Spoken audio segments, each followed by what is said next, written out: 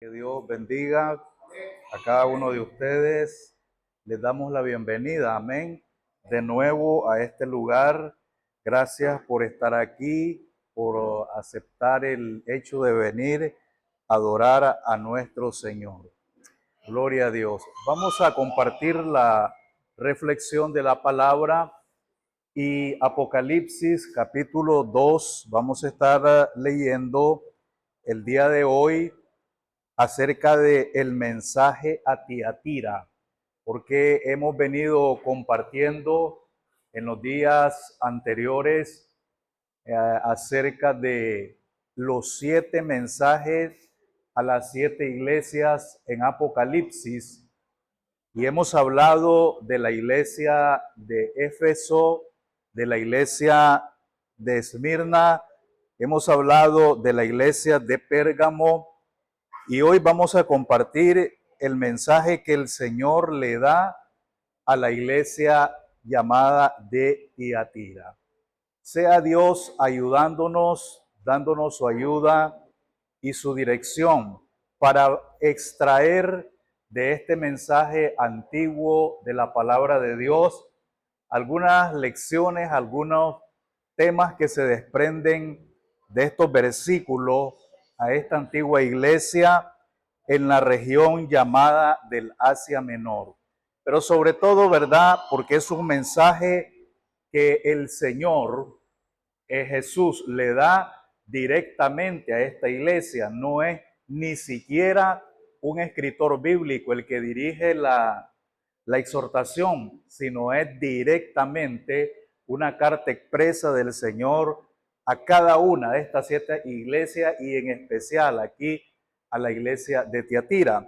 La ciudad de Tiatira era una ciudad como las demás que hemos venido mencionando en esta región, y es probable que esta iglesia existía aquí por influencia de una mujer que se llamaba Lidia, que fue convertida al evangelio por el ministerio del apóstol Pablo en la ciudad de Filipos, porque dice que Lidia era vendedora era una mujer negociante de púrpura de la ciudad de Tiatira, y seguramente alguna conexión había entre la conversión de esta mujer a la fe cristiana y entre la iniciación de la iglesia en Tiatira.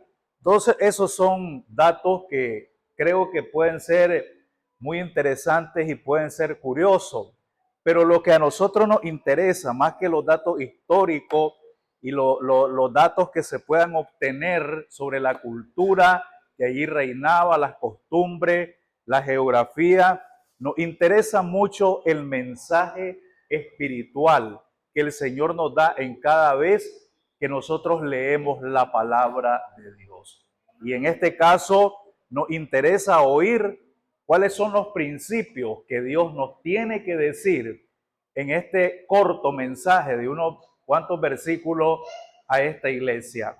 Y dice, empieza diciendo en el versículo 18 que el Hijo de Dios, que Él se presenta a sí mismo como el Hijo de Dios, como el que tiene, como dice su Biblia, dice ojos como llama de fuego y tiene los pies semejante al bronce bruñido. Eso quiere decir, eso está hablando de pureza, eso está hablando de la santidad, está hablando de la divinidad del Hijo de Dios, de la naturaleza del Hijo de Dios. Ok, pero hay un punto aquí que nosotros queremos abordar.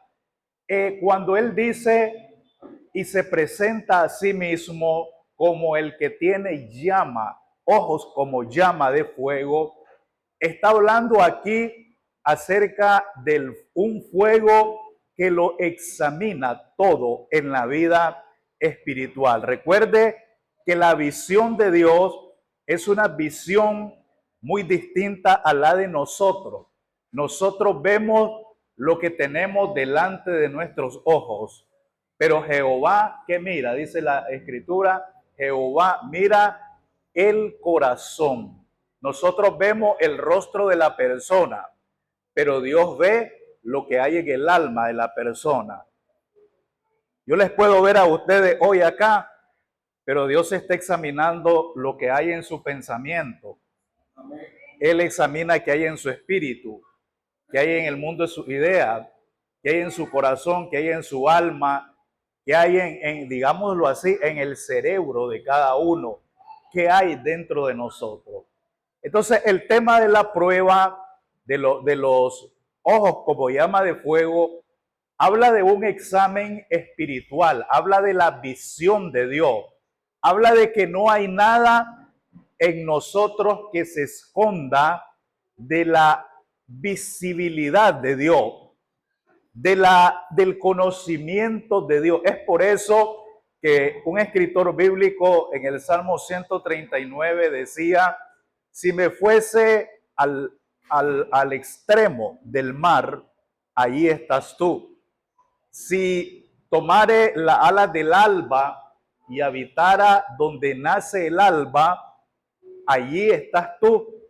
Es decir, si a donde fuese, allí me guiará tu mano. Aunque fuese al abismo, allí me guiará tu mano y me asirá tu diestra. Y hay algo que decía ese Salmo 139, dice, aún no está la palabra en mi boca y he aquí, tú la sabes toda. A veces, hermano, pensamos que lo que a nosotros nos está sucediendo solo nos está pasando a nosotros. Y siempre nos preguntamos por qué me pasa a mí esto y no le pasan a otra, no le pasa esto a otras personas. ¿Y por qué será de que esto me sucede? Pero es que hay alguien, hermano, que no ignora lo que pasa en nosotros. No ignora cuáles son nuestras experiencias vividas.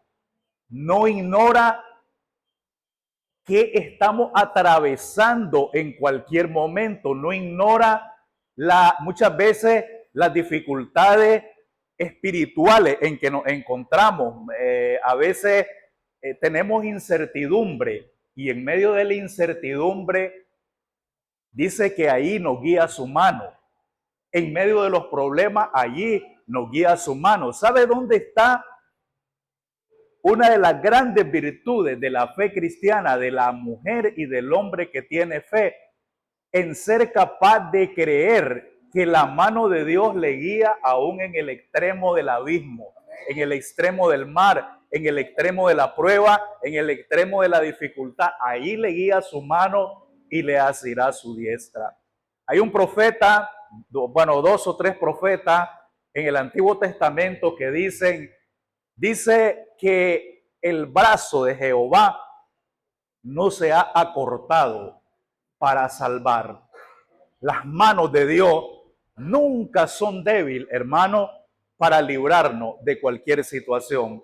El salmo que nosotros lo conocemos en cuadros y que lo venden en cuadros muy bonitos, que lo hemos aprendido de memoria, dice, aunque ande en valle de sombra y de muerte, no temeré mal alguno, porque tu vara y tu cayado me infundirán aliento. Allí, en medio del valle de sombra y de muerte, allí me guía tu mano. Bendito sea el Señor.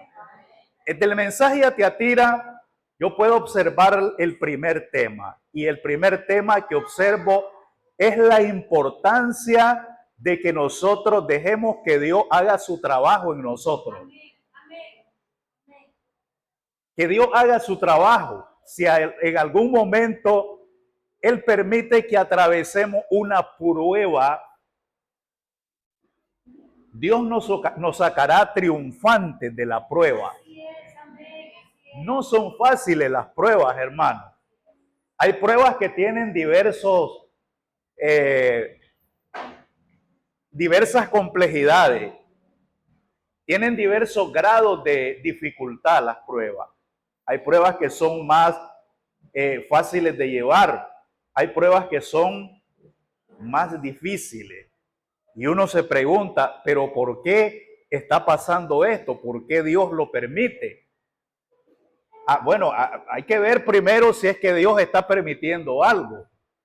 Y hay que ver cuando algo es el resultado de lo que nosotros decidimos. O sea, ahí hay que hacer una diferencia.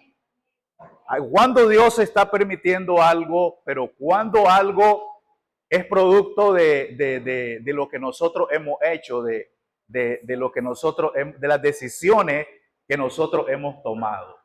Cuando las cosas se salen de nuestras manos y está sucediendo algo que no comprendemos, que no provocamos nosotros, entonces dejemos que Dios nos saque flotantes en medio de la prueba. Pero es necesario que nosotros pasemos por el fuego de Dios, por el examen de Dios. Hay un texto que está en una de las cartas a los Corintios, si no me equivoco, es primera a los Corintios 10. Y dice que Dios no permitirá que seamos probados más de lo que nosotros podemos resistir.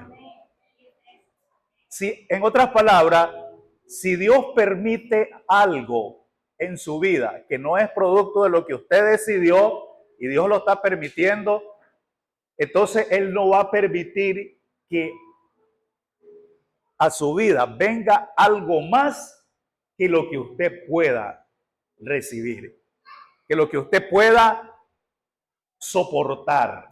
Dice que Él dará juntamente con la prueba, también dará el escape, la salida. Quizá usted se acuerda de que en la Biblia el ejemplo de Job es grandioso. Porque el ejemplo de Job, creo que pocas personas lo hemos, esa experiencia, pocas personas la hemos atravesado. O tal vez yo nunca he atravesado lo que pasó con Job. Perdió sus 7 hijos de forma instantánea y creo que 3 hijas también.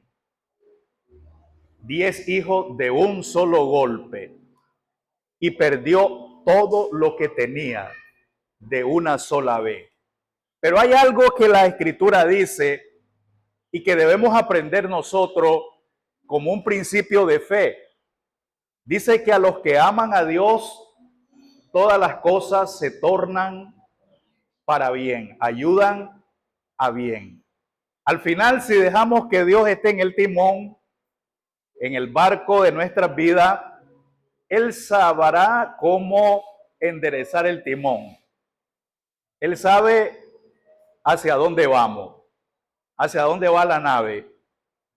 Él llegará el momento en que Él girará el timón hacia el lado, hacia la dirección que sea correcta.